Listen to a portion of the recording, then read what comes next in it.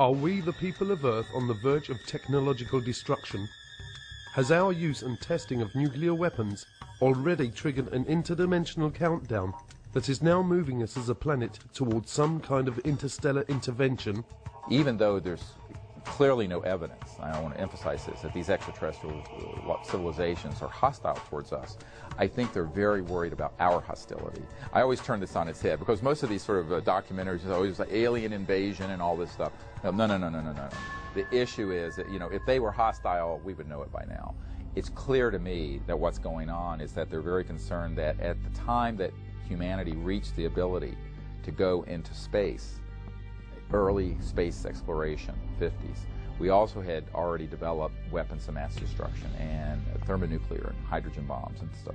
And that the coincidence of that, the coming together of those two things, put a big red flag over Earth. And so if you look at the databases from the 50s, 60s, 70s on forward, not only in the United States, but in Great Britain, in the Soviet Union, in China, that wherever we had space, aerospace, and nuclear facilities, there were a lot of these so-called UFOs being seen.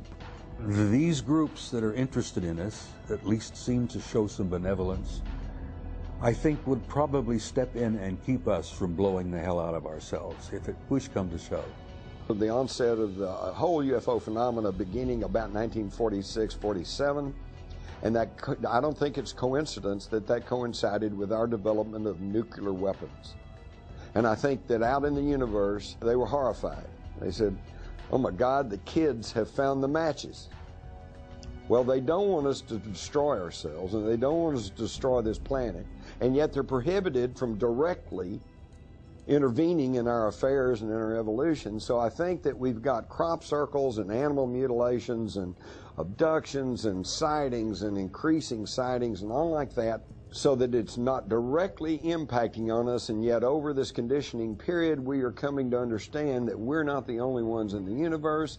And I think they're trying to kind of boost us up the evolutionary ladder so that we can grow to be full-class members of the intergalactic community instead of destroying ourselves through our petty bickering wars and nuclear holocaust. Like the dawning of a new day, the internet is quickly sweeping away the darkness. The truth will not be stopped. We're now seeing this wall of censorship cracking apart in the United States. Just recently we had a major TV network special, and I found it absolutely amazing because Peter Jennings of ABC just very matter-of-factly told a national audience that the Robinson panel of the 50s and the Operation Blue Book, Project Blue Book of the 60s were not really scientific-based investigations. They were just public relations efforts to try to get people not to be thinking about UFOs. So in other words, all you folks out there who are old enough to have seen all the newspaper reports on the Robinson panel and hear what Blue Book said, it's just hogwash. Never mind. The non-human intelligence presence has been here for a long time, that Colonel Philip Corso said there are 57 different races, and that some accords were made to talk about their presence, whether it be Hollywood, movies, or whatever, including the ABC special, that if it isn't done soon, they will probably do it. Extraterrestrials are not a national security issue. They're an educational and social issue for our society, and they may be a spiritual issue. When I retired from the military, I went to work for the Federal Emergency Management Agency, and I worked with them for 14 years. So I've got 42 years of government service behind me, and throughout all those years I had the very highest security classification you could have, top secret. When I was in NATO in 1963 through 1967, I had cosmic top secret, which was and still is the highest level of security in NATO. That's how I got involved in this crazy UFO field. Through the 50s and 60s and 70s, we referred to aliens as extraterrestrials. But now that science has been catching up with us to a certain degree, we have changed our definition of an alien. It's probably more accurate to call them extra-dimensional beings, because that would explain their ability to traverse vast distances.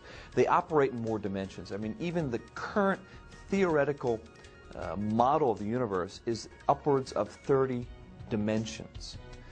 So we're living in a multidimensional universe, and so it's not uncommon to theorize that we're going to encounter beings that operate in more dimensions than we do.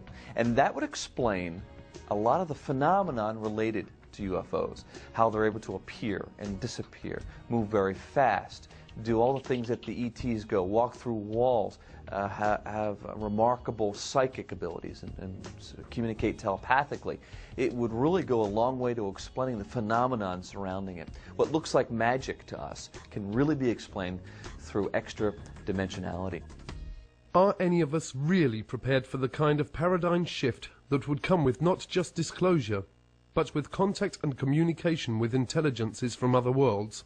Is it possible that as a species we have reached the point that our minds actually filter and generate acceptable constructs which all too often become our day-to-day realities? There is so little of your reality that is really based on truth that it's just stunning.